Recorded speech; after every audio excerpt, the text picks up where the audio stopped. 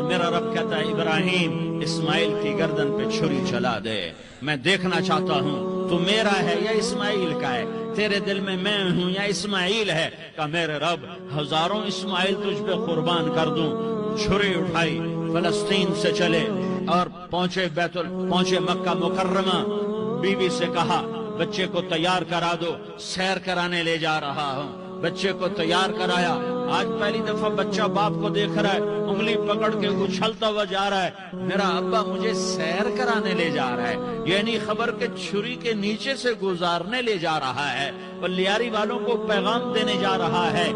हाँ, इब्राहिम ने छुरी निकाली।